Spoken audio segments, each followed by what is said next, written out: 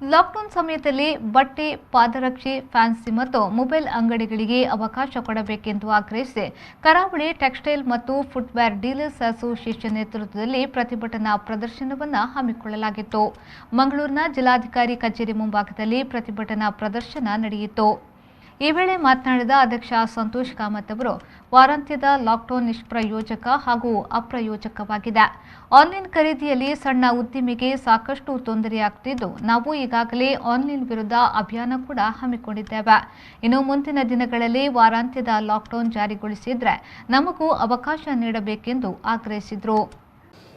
ಒಂದು ವೇಳೆ ಮುಂದಿನ ಶನಿವಾರ ವೀಕೆಂಡ್ ಕರ್ಫ್ಯೂ ಅನ್ನು ಮಾಡುವುದಾದರೆ ಬೇರೆಯವರಿಗೆ ಎಷ್ಟು ಸಮಯ ಕೊಡ್ತಾರೋ ಅಷ್ಟೇ ಸಮಯ ನಮಗೆ ಕೊಡಬೇಕು. ಇಲ್ಲದಿದ್ದರೆ ಒಂದು ದಿನ ದಿನಸಿ ಮುಂತಾದ ಅಗತ್ಯ ವಸ್ತುಗಳಂತಾದರೆ ಇನ್ನೊಂದು ದಿನ ನಮಗೆ ಕೊಡಬೇಕು.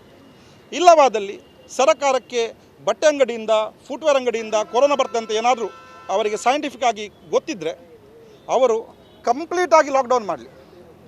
ಕೇವಲ ಹಾಸ್ಪಿಟಲ್, ಮೆಡಿಕಲ್ ಮತ್ತು ಹಾಲು ಇದನ್ನು ಬಿಟ್ಟು ಕಂಪ್ಲೀಟಾಗಿ ಲಾಕ್ಡೌನ್ ಮಾಡಲಿ. 10 ದಿನ, 12 ದಿನ, 14 ದಿನ. ನಾವು ಇಷ್ಟೊಂದು ಕಷ್ಟದಲ್ಲಿರುವಾಗ ನಮ್ಮ ಸರ್ಕಾರಕ್ಕಾಗಿ, ನಮ್ಮ ದೇಶಕ್ಕಾಗಿ ಕೊರೋನಾ ನಿರ್ಮೂಲನೆ ಆಗೋದಾದರೆ ನಾವು ಸಹಕರಿಸ್ತೇವೆ. ಬಟ್ ಇದನ್ನು ಸರ್ಕಾರ ಗಂಭೀರವಾಗಿ ಪರಿಗಣಿಸಬೇಕು. ಇದು ನಮ್ಮ ಕೊನೆಯ ಶಾಂತಿಯುತ ಪ್ರಯತ್ನ. ಮುಂದಿನ ದಿನಗಳಲ್ಲಿ ನಾವು ಬೀದಿಗೆ ಬಂದು ಹೋರಾಟ ನಡೆಸುವುದು ಖಂಡಿತ ಅಂತೇಳಿ ಈ ಮೂಲಕ ಎಚ್ಚರಿಕೆಯನ್ನು ಸರ್ಕಾರಕ್ಕೆ ಕೊಡ್ತಾ ಇದ್ದೇವೆ. ಇನ್ನು ಮುಂದೆ ಮನವಿಯನ್ನು ಕೊಡ್ತಾ ಹೋದರೆ ಇದಕ್ಕೆ 3 ಕಾಸಿನ ಬೆಲೆ ಇಲ್ಲ ಅಂತ ಕೂಡ ನಮಗೆ ಗೊತ್ತಾಗಿದೆ. ಆದರೆ ಒಂದು ಜಿಲ್ಲಾಧಿಕಾರಿಗಳಿಗೆ ನಮ್ಮ ಒಂದು ಬಹಳ ಅವರು ಕಳೆದ ಬಾರಿ ನಾವು ಮೀಟ್ ಆದಾಗ ಕೂಡ ಅವರು ನಮಗೆ ಬಹಳ ಒಂದು ಉತ್ತಮ ರೀತಿಯಲ್ಲಿ ಸ್ಪಂದಿಸಿದ್ದಾರೆ. ಅವರಿಗೆ ನಮ್ಮೆಲ್ಲರ ಗೌರವ ಯಾವಾಗಲೂ ಇರ್ತದೆ. ಜಿಲ್ಲಾಡಳಿತದಲ್ಲಿ ಲಾ ಆ್ಯಂಡ್ ಆರ್ಡರ್ ಪಾಲನೆ ಆಗಲಿಕ್ಕೆ ಯಾವುದೇ ತೊಂದರೆ ಆಗದಾಗೆ ನಾವು ಅವರಿಗೆ ಇವತ್ತು ತನಕ ಸಹಕರಿಸ್ತಾ ಬಂದಿದ್ದೇವೆ. ಇವತ್ತು 12 ಗಂಟೆಗೆ ಅವರು ನಮಗೆ ಭೇಟಿಯಾಗಲು ಅವಕಾಶ ಕೊಟ್ಟಿದ್ದಾರೆ.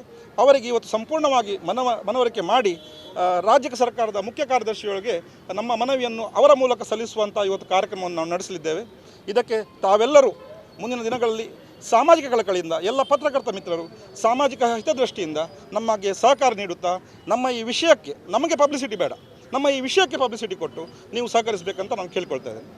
ಅದೇ ರೀತಿ ಇದೇ ವೇಳೆ ಸಂಘಟನಾ ಕಾರ್ಯದರ್ಶಿ ಸದಾಶಿವರಾವ್ ಮೂಡಬಿದ್ರೆ ಮಾತನಾಡಿ, ವಾರಾಂತ್ಯದ ಲಾಕ್ಡೌನ್ ಅವೈಜ್ಞಾನಿಕದಿಂದ ಕೂಡಿದೆ ಎಂದು ಆರೋಪಿಸಿದರು.